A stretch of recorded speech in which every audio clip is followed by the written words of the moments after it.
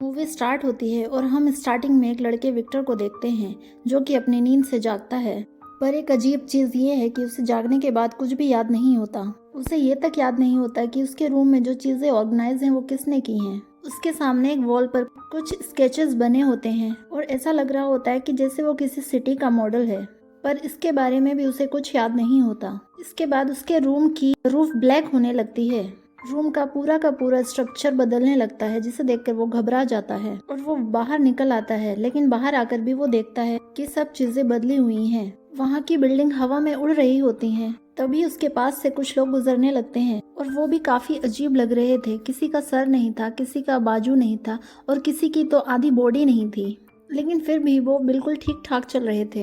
Victor को कुछ समझ नहीं आ रहा था। इससे पहले कि वो कुछ एनालाइज करता, उसके सामने एक ब्लैक शैडो आता है और वो विक्टर को मारने ही वाला होता है। तभी कुछ लोग आते हैं और उसे बचा लेते हैं, जिसमें से 2 आदमी होते हैं और एक लड़की। लेकिन वो ब्लैक शैडो अभी भी उनके पीछे होता है। ये तीनों अपनी जान बचाते हुए भाग रहे होते हैं और भागते भागते ऐसी जगह पर आ जाते हैं जहाँ पर रास्ता खत्म हो जाता है। आगे जाने की जगह ना होने के कारण विक्टर काफी डर जाता है कि वो यहाँ से आगे कैसे जाएगा। तो वो तीनों लोग उससे कहते हैं कि तुम यहाँ से जंप लगा दो, पर विक्टर डरता है और ऐसा नहीं करता। उन तीनों में से एक विक्टर को धक्का दे देता है तो वो मार्केट में जाकर गिरता है। अब उसके पीछे वो तीनों लोग भी वहाँ आ जाते हैं। अब अजीब बात ये होती है कि वो ब्लैक शैडो भी इनके पीछे आ चुका था। विक्टर को कुछ समझ नहीं आता कि आखिर वो इनके पीछे क्यों है। ब्लैक शैडो इन तीनों की जान लेने वाला था, तभी उनमें से एक अपनी जान को कुर्बान कर देता है।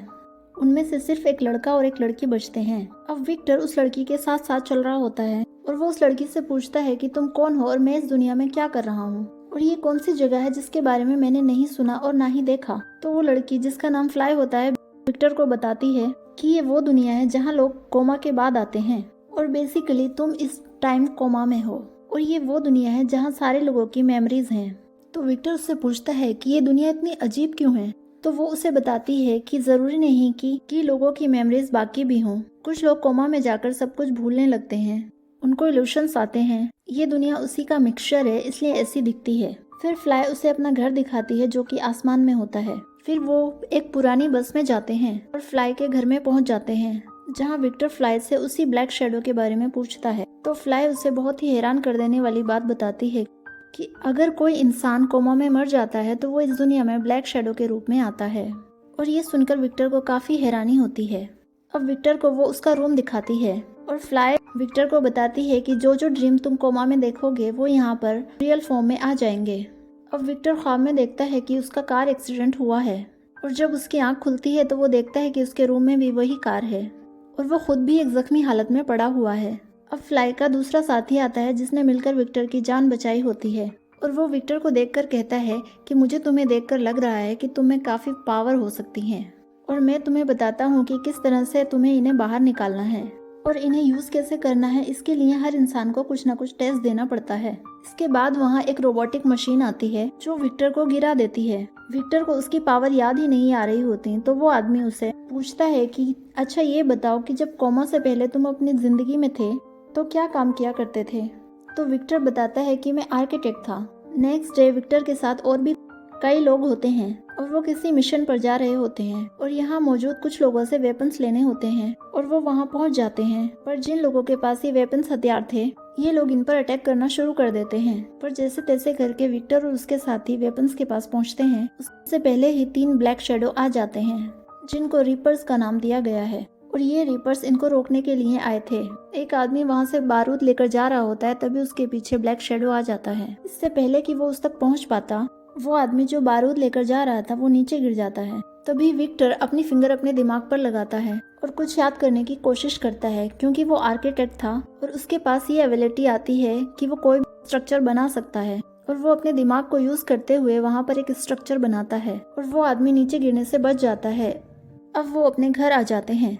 सब विक्टर की तारीफ करते हैं कि तुमने बहुत अच्छा काम किया। तभी वहाँ पर एक एजेड बंदा आता है और विक्टर से कहता है कि मुझे तुम्हारा काम बहुत अच्छा लगा और जहाँ हम रह रहे हैं ये पूरे का पूरा स्ट्रक्चर लोगों की मेमोरी से जुड़ा है, लेकिन हमने आज तक ऐसे इंसान नहीं देखा जो कि खुद अपने दिमाग से कोई नया स्ट्रक्चर बना सके। तो क्यों ना तुम हम सब के लिए एक नया शहर बनाओ और ख्याल रहे कि वो शहर ऐसा हो जहाँ पर वो ब्लैक शैडो आ ही ना सके। तो विक्टर कहता है कि मैं कोशिश करूंगा, और अगली सुबह होते ही वो सब लोग वहाँ पहुँचते हैं जहाँ उन्हें नई सिटी बनानी थी। पर इससे पहले कि वो अपना कोई काम शुरू कर पाते वहाँ पर वेपर्स आ जाते हैं और वो रेपर्स उन पर हमला करने लगते हैं और वो हैरान होते हैं कि उन्हें कैसे पता चला कि हम इस तरफ आ रहे थे। तभी वहाँ फ्लाई का एक साथी आता है। वो विक्टर की बॉडी से एक ट्रैकिंग डिवाइस निकालता है जिसे ट्रैक करते करते रेपर्स यहाँ तक पहुँचे थे। तो सब उससे पूछते हैं कि तुमने इसकी बॉडी में ये लगाया।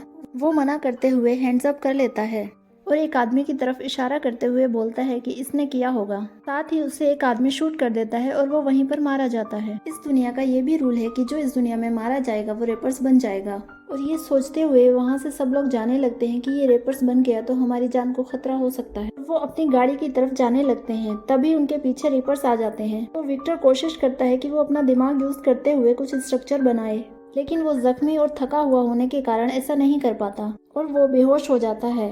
लेकिन जब उसकी आंख खुलती है तो वो असली दुनिया में होता है और वो हॉस्पिटल में होता है और यहाँ उसे फ्लैशबैक आने लगते हैं उसी फ्लाई के जो असली दुनिया में उसकी बेस्ट फ्रेंड थी। लेकिन कोमा की दुनिया में इन्हें कुछ भी याद नहीं होता और तभी विक्टर को याद आता है कि वो फ्लाई के साथ ही हॉस्पिटल आया था, लेकिन फ्लाई को अंदर आने नहीं दिया गया।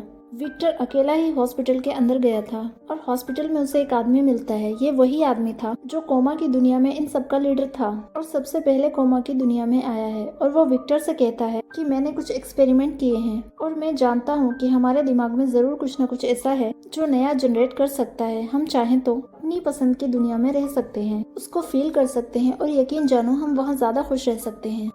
विक्टर से कहता है कि मुझे तुम्हारी ज़रूरत है, तुम्हें मेरे प्रोजेक्ट में पार्टिसिपेट करना होगा और हम अपनी नई दुनिया कब बना सकते हैं जब हम कोमा में हों, और इसके लिए मुझे तुम्हें कोमा में भेजना होगा। पर विक्टर मना कर देता है। वो उसे डराने के लिए गन निकालता है पर विक्टर बाहर भाग आता है। उसकी दोस्त फ्लाई उसका बाहर वेट कर रही होती है। विक्टर गाड़ी में बैठता है और फ्लाई तेजी से गाड़ी चलाते हुए निकल जाती है और थोड़ा आगे जाते ही उनकी गाड़ी की टक्कर एक ट्रक के साथ होती है और दोनों बेहोश हो जाते हैं। ये वही सीन था जो विक्टर को ख्वाब में आया था। ये दोनों इतने ज्यादा जख्मी और बेहोश होते हैं कि वही आदमी आकर इन्हें पकड़ लेता है और अपने प्रोजेक्ट के लिए यूज कर लेता है। वो इन दोनों को कोमा में भेज देता है, लेकिन इससे पहले वो विक्टर से कहता है कि मेरे लिए ये करना बहुत जरूरी था। इसमें कोई शक नहीं कि तुम आर्किटेक्ट हो, पर कोई भी स्ट्रक्चर तुम इतना जल्दी नहीं बना सकते जितना कोमा की दुनिया में बना सकते हो। साथ ही साथ उसे वो आदमी भी दिखाता है जो कि कोमा की दुनिया में फ्लाई का दोस्त होता है। असल दुनिया में उसकी टांगे नहीं होती, लेकिन कोमा की दुनिया में वो अच्छा खासा चल रहा था।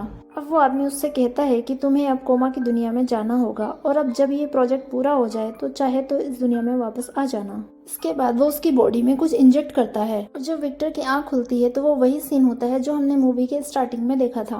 विक्टर वापस उसी जगह पर पहुंच चुका था जहां से वापस आया था और विक्टर अपने माइंड को यूज करते हुए काफी प्यारा शहर बना देता है जहाँ कोई भी रिपर्स नहीं जा सकता था। यहाँ वो बूढ़ा इंसान उनको बताता है असली दुनिया में तुम सब बेहोश हो और इतने ज्यादा बीमार हो कि किसी भी वक्त मारे जा सकते हो, इसलिए तुम सबके सिस्टम को इस तरह सेट कर दिया गया है उस दुनिया के कुछ सेकंड के बाद तुम सबके सब मारे जाओगे और उस दुनिया के सेकंड्स यहाँ के मिनट के बराबर हैं। तो हो सकता है कि तुम लोगों के पास 10 या 15 मिनट ही हो, इसके बाद तुम परमानेंटली यहीं मारे जाओगे। पता है ना मरने के बाद क्या होगा। इसके बाद वो आदमी उस स्ट्रक्चर में चला जाता है और क्योंकि वहाँ कोई रिपर नहीं आने वाला था इसलिए वो लोग मरने के बाद सब रिपर बन जाने वाले थे। इससे ये प्रूव होता है कि उस एजेड आदमी ने इन सबको धोखा दिया था।